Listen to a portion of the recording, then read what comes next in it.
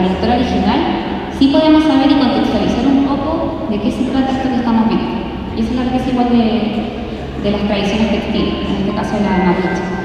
Y respecto a lo que tú comentabas, es súper importante también, bueno, igual he hecho varios cursos, pero es que ya el nivel de entender todo rápidamente y es súper importante por eso no solo hacer partícipe a las comunidades mapuches, sino que también que ellos sean parte de la investigación, porque si no, ¿cómo vamos a traducir eso? ¿Qué sentido tiene también enfocarnos solo cuando hablan en castellano? Porque mucho se pierde. Todo lo que están diciendo en Mapuche-Bukun, en este caso, es valioso porque quizás nos están diciendo cosas en ese momento que traducidas al castellano, ellas mismas que las traduzcan al castellano no se van a entender o no van a querer expresar lo que realmente están diciendo en ese momento. Así que eso igual es como ya política de las colecciones de etnografía, que cualquier estudio que se haga de las piezas que están en esa colección sea de la mano con las comunidades, porque si no, no tiene sentido alguno. Menos aún si se trata de prácticas que están vivas.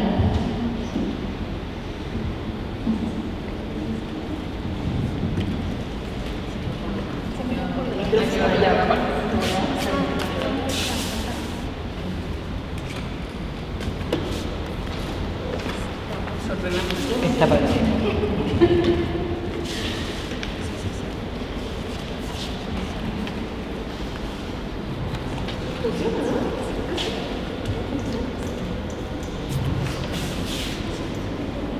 Está el otro conectado.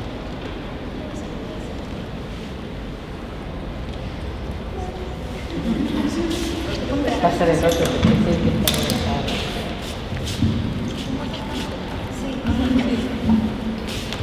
Nosotros tenemos otro tema con la cultura.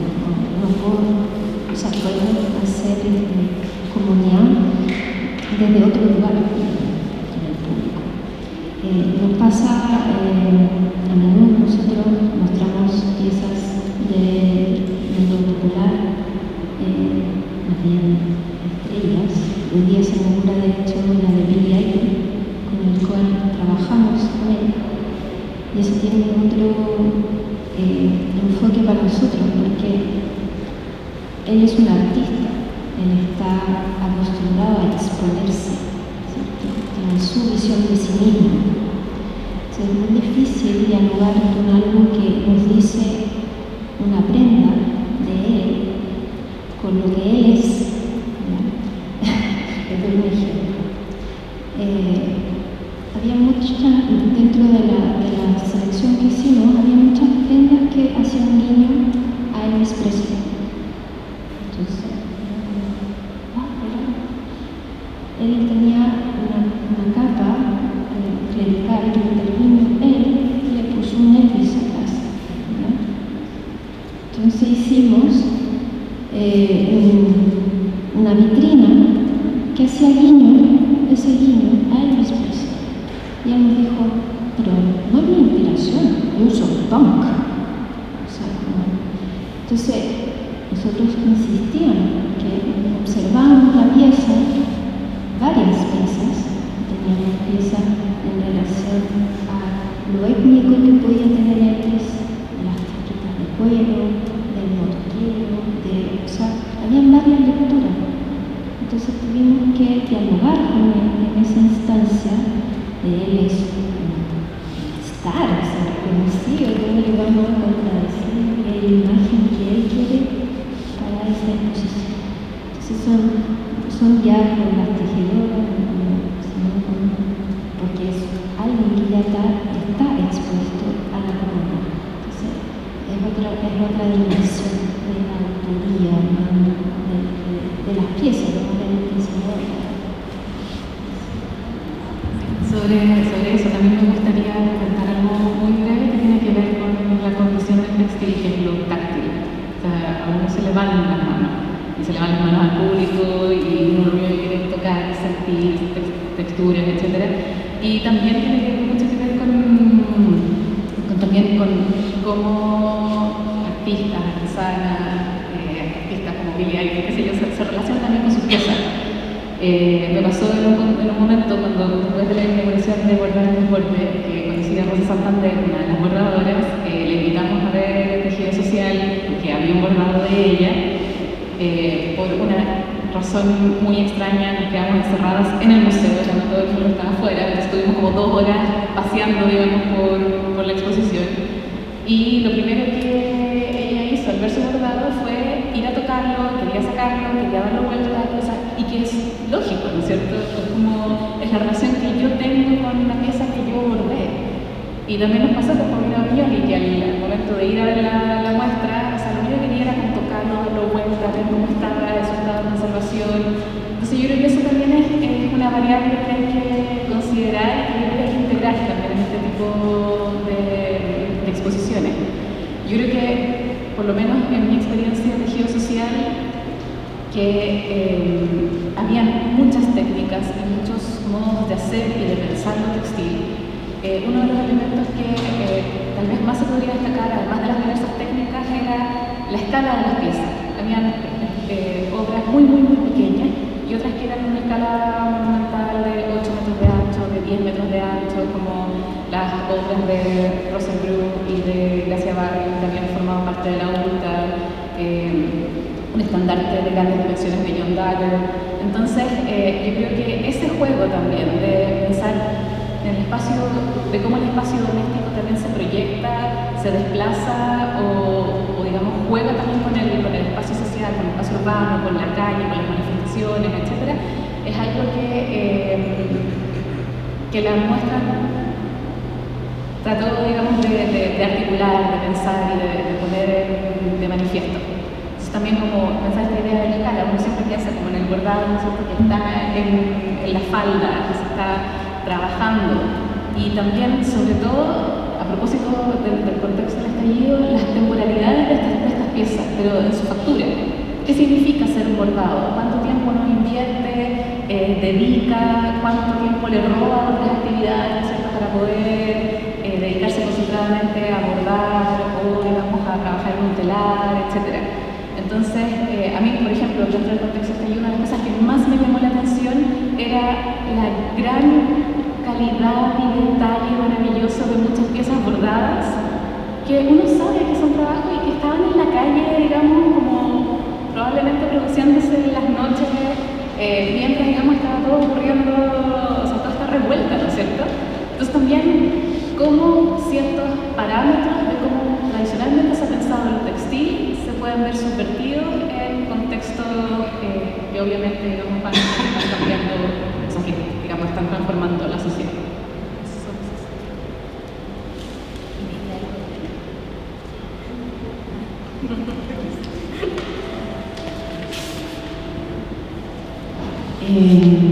Bueno, no sé si alguna o alguna persona del público quiere hacer alguna pregunta, también conversar con las expositoras, está abierto el micrófono para que ustedes también hagan sus preguntas sobre alguna cosa que les haya llamado la atención de las exposiciones. Pablo. Hola, ¿qué tal? Bueno, primero agradecerles, me encantó las presentaciones. Y claro, hay como diferentes, fue muy bien seleccionado, ¿no?, porque hay distintas experiencias, ¿no? Desde el Museo de la Moda hasta el trabajo comunitario. Y claro, yo estaba justamente pensando cuando hablaban sobre el tema del contexto, porque cuando la obra entra al museo, muchas veces pierde su contexto. Y ahí ustedes tienen que hacer una resignificación de este objeto, ¿no? Y es difícil, hay una diferencia entre el Museo de la Moda, con estos objetos que muchas veces buscan contextualizarlo de su época, o en el caso de las bordadoras, como rescatar estas experiencias comunitarias. Entonces, como que justamente quería como abrir o compartir esta reflexión de ese contexto y de esta resignificación, ¿no? Eso. A ver. Yo hablo. Solamente queda muy claro ante la diversidad de los lenguajes. Quiero volver un poco al origen, a la autoría. Aquí hablamos de la reflexión, de la remirada, lo que es la curatoría. Es una visión que la lleva a una plataforma para dar una mirada, pero lo único de la obra de cada una es una obra única y que tiene todo su discurso dentro de sí, que todo lo que podemos aportar, digamos, a llevarla, a mostrarla al mundo para que otros como nosotros la veamos, es otra cosa, pero que nunca se pierde en sí la riqueza y digamos, el sustento que está ahí detrás. Eso es lo que quería remarcar.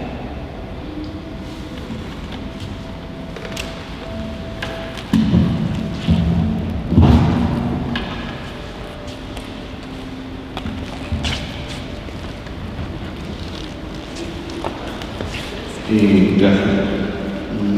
Sí, yo tengo una consulta, una duda que tengo desde 2019, efectivamente. Patricio es el nombre. Efectivamente, desde el 2019 y ya algo lo dije acá que me pareció muy una coincidencia tremenda con lo que yo estaba experimentando. En el 2019 a mí me pareció ver esta explosión de arte textil de distintas técnicas en distintos espacios culturales. Y aquí, perdón a Concepción, pero voy a hablar desde el centralismo puro porque tuve la experiencia acá en Santiago. No tuve la oportunidad de salir a regiones ese 2019. Pero no sé cuál partido, pero efectivamente fui al Museo de la Solidaridad, vi la exposición, después tuve la oportunidad de ir a Bellas Artes, nuevamente arte textil, interesante, vino Sheila Hicks, efectivamente como ya lo mencionaron, el Museo MAPI en un momento también trajo a Carlos Arias, también arte textil en el mismo año, la Casa Colorada también llevó un artista y fue como un boom de arte textil en el 2019 y yo me preguntaba en ese momento a qué se debe, o sea, qué provocó este boom, porque todo este arte textil se sumó a los que ya iban trabajando el arte textil por línea propia, el Museo de la Parra con las antiguas de Violeta, el Museo de la Moda, que ya tiene experiencia en arte textil, al mismo Museo Precolombino con su colección, con su sala de arte textil que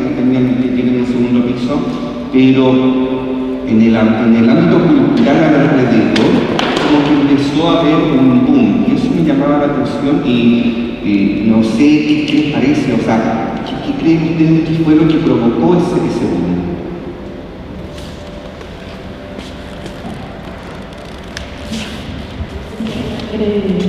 Responder a la...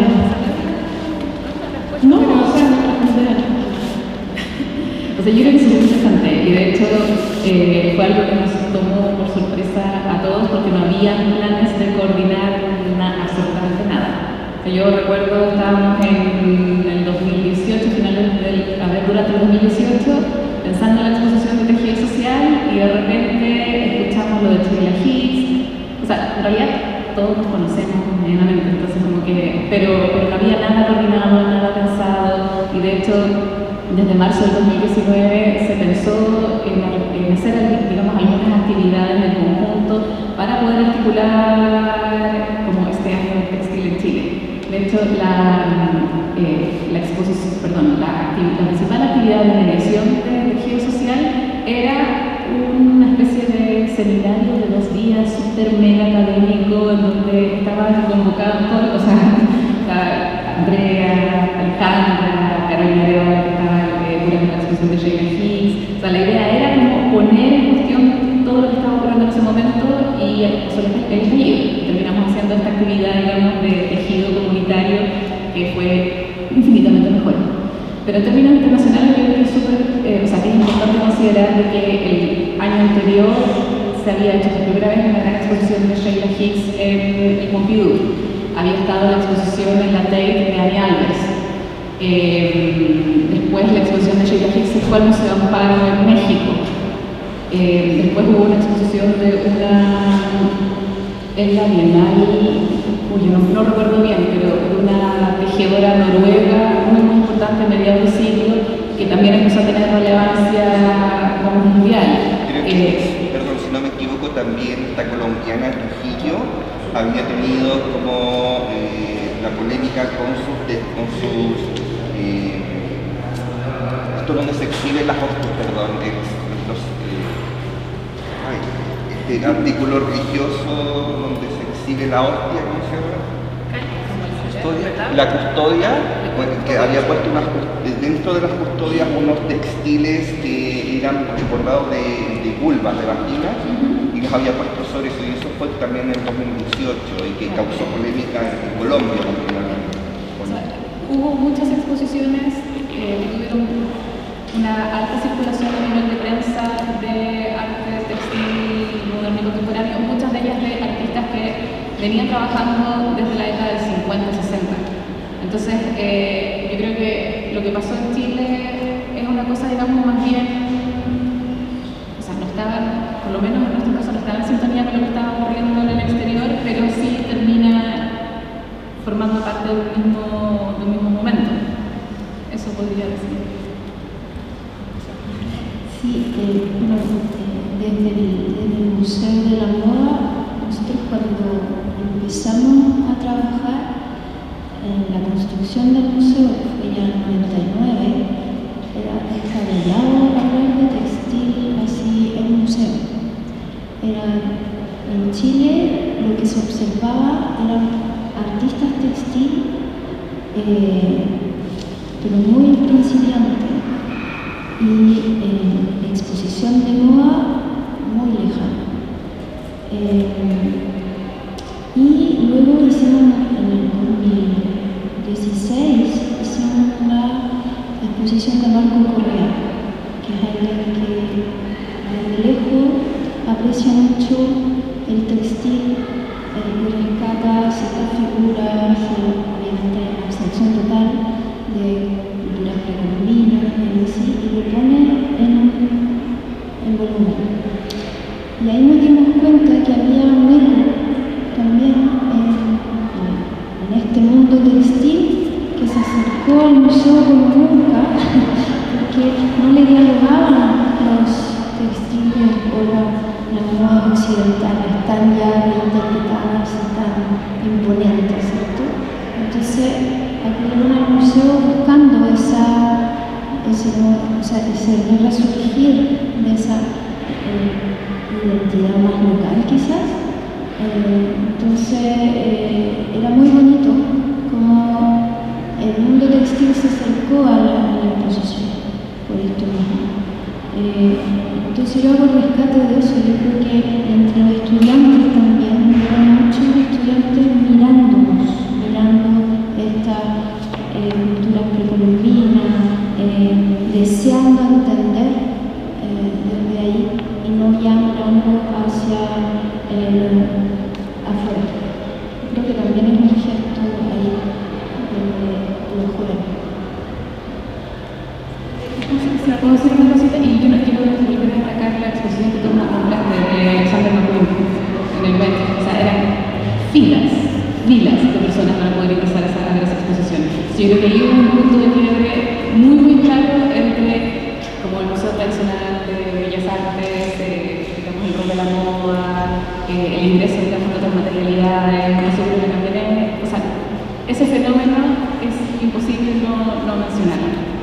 Y también muy brevemente, aunque sea una cosa muy doméstica y muy local, también me gustaría, por ejemplo, mencionar el rol que cumplió el taller de tejido de Paulina Bruñón, donde ahí confluyen muchas personas, que ya no está, digamos, en funcionamiento continuo, pero antes nos juntábamos todas las semanas, ahí iba mucha gente, tejedoras, historiadoras, en el fondo que estaban siempre pensando en los tejidos, y muchas, digamos, discusiones ocurrían en ese lugar también.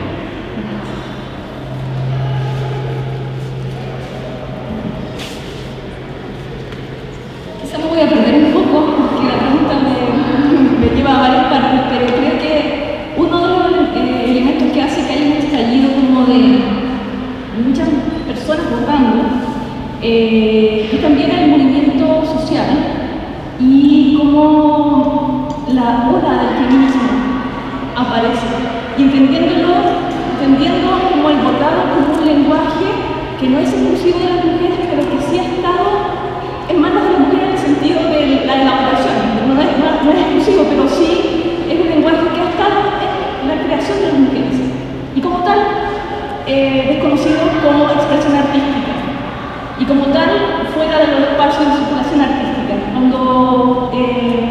Gloria Cortés, no recuerdo el porcentaje, pero la cantidad de obras de mujeres representadas en la colección del Museo de Bellas Artes, como vergonzoso, no recuerdo el porcentaje ahora, pero en menos del 10%. Entonces, eso para mí dice mucho con respecto a cómo las mujeres, las creadoras, mujeres, artistas a través de la historia, han sido eliminadas de lo que entendemos como arte y entendemos como la valoración de la creación de una imagen.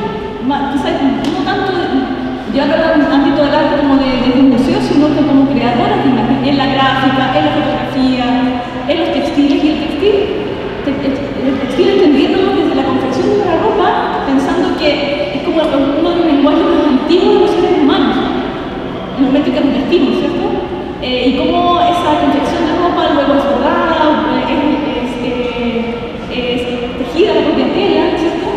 Pero es conocido como un proceso de creación. No se le da el valor.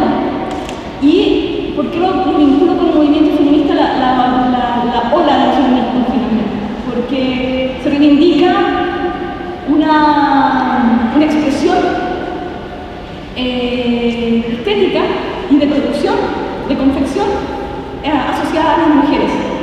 Yo recuerdo que en el periodo del estallido haber visto en Instagram cientos de mujeres haciendo bordados, buenos, no tan buenos, interviniendo fotos, sin ningún prejuicio. Eso es lo más interesante, porque finalmente desde la academia, cuando se realiza una obra, ¿cierto?, tanto, está todo el prejuicio de la convención estética, del discurso que tiene que ir por detrás. Entonces finalmente me enfrento a la tela en blanco, mejor no hago nada, porque hay tanto prejuicio de que lo que voy a hacer está bien o mal, o si voy a tener un discurso detrás. En cambio la tela, el bordado y la aguja no te prejuicia nada, bordo y expreso.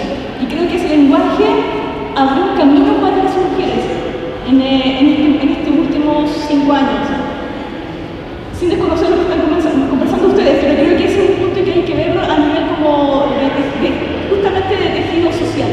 Y como ese tejido social impregna a las instituciones en los procesos de curatoría. Sí, va a ir por el mismo lado, porque yo iba a comentar, bueno, el 2017 fue el centenario del nacimiento de Violeta Parra. De hecho, se hicieron muchas, ahí en el mismo GAM, ¿cierto? Se hizo la exposición donde estaba el Museo Popular Americano, ¿verdad?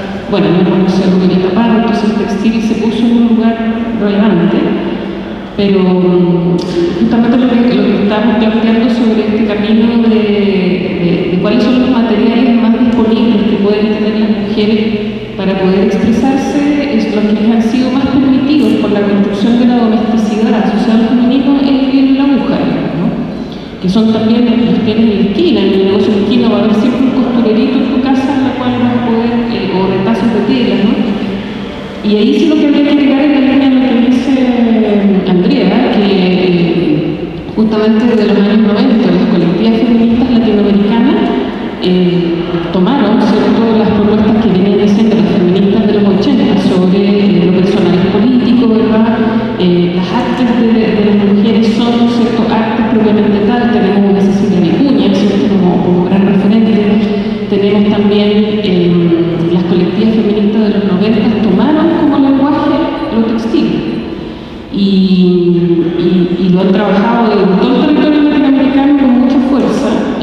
Lo mismo, por ejemplo, las capuchas, potenció eso mucho también el movimiento zapatista, ¿no?, con todas las capuchas bordadas. Entonces todo lo que apareció en el estallido de alguna manera tiene unas referencias más conscientes, menos conscientes, pero que están en las prácticas largas, ¿no?, de poder expresarse. Lo mismo uno podría decir, estaba en lo textil, ocuparon distintos retazos y cosas que había, que el Museo del Estallido, por cierto, acogió y que tiene una misión de una museología crítica que hace que tú puedas sacar las piezas, usarlas, volver a ponerlas, ¿no?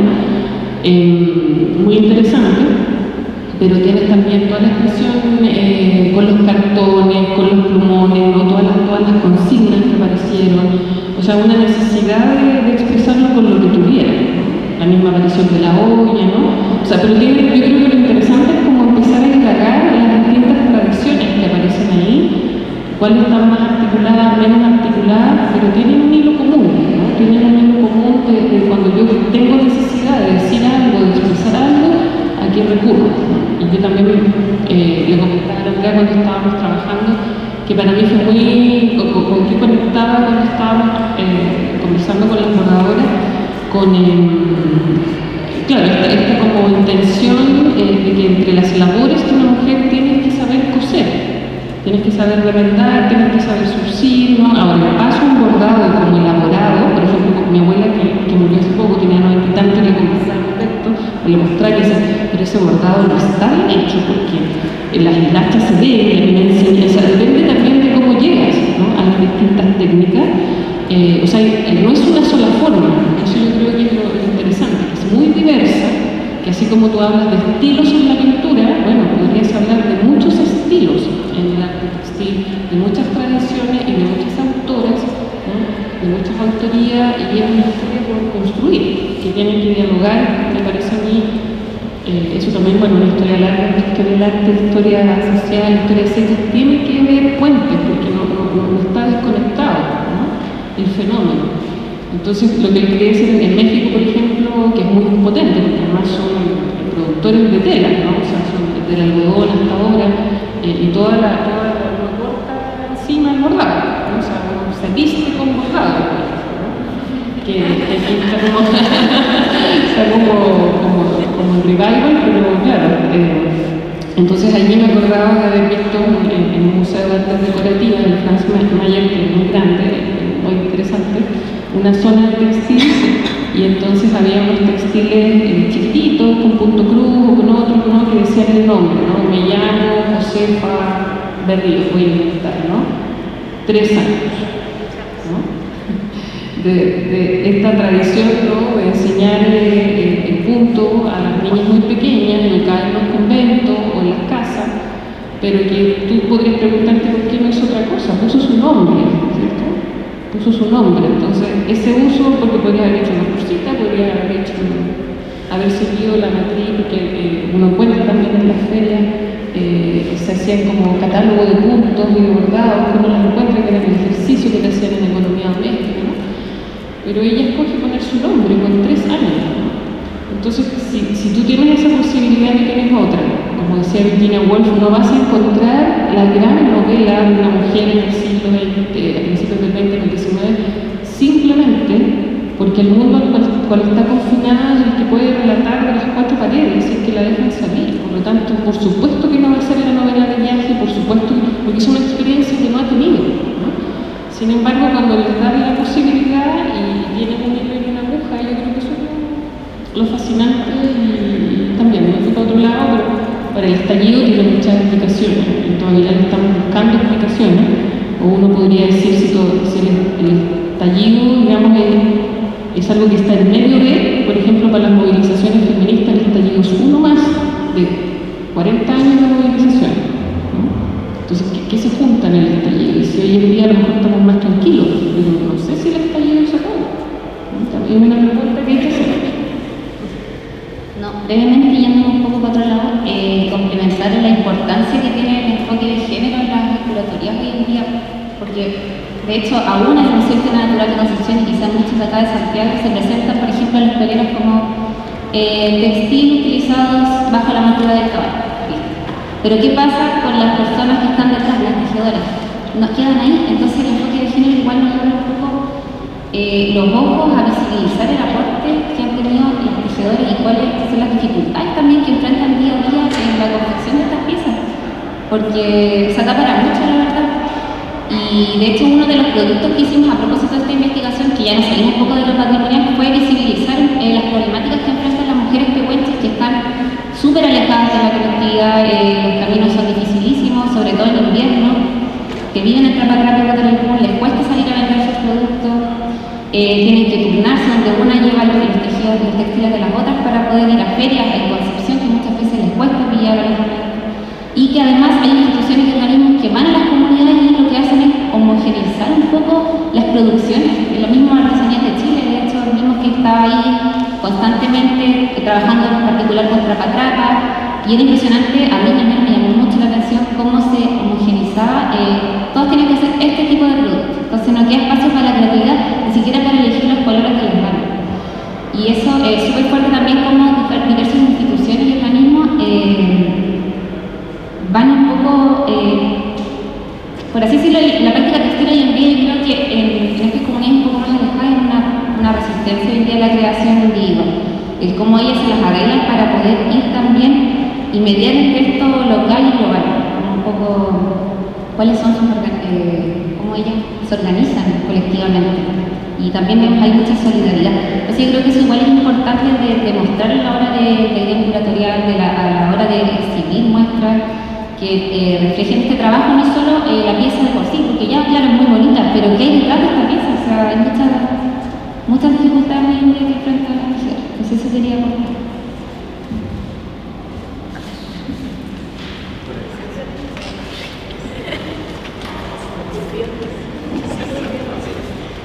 Sí, quería hacer un punto en el tema de la dificultad en cuanto a no solo la creatividad. Estaba pensando en una exposición que hicimos con creadores jóvenes, entre una de ellas Juana Díaz, ¿cierto? Y la propuesta era vestir a una celebridad, en este caso fue Diana. Y la preocupación de ellos era, bueno, acá no hay tela, acá no hay material, buen material como de base para hacer una propuesta para una princesa, ¿cierto? Entonces, la propuesta que le hicimos entonces va a ser, empecemos de más allá, cómo ustedes proponen una tela para vestir a esta princesa. Y yo creo que el gesto de también de estos formatos muy chicos, puede que me equivoque, la lectura puede ser también desde que tienen que partir de más allá para hacer su producto, y para cualquier diseñador debe ser muy difícil entrar en esa dinámica de una industria, por ejemplo, de la moda, por esta falta de industria local, que afecta, por ende, al diseñador.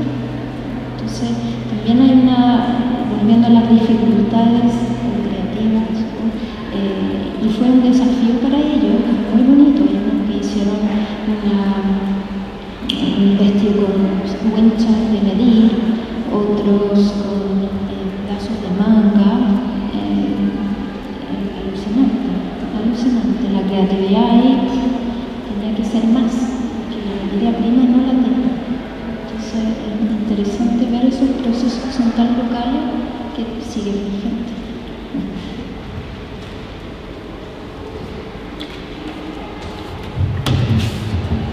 Bueno, quedan muchas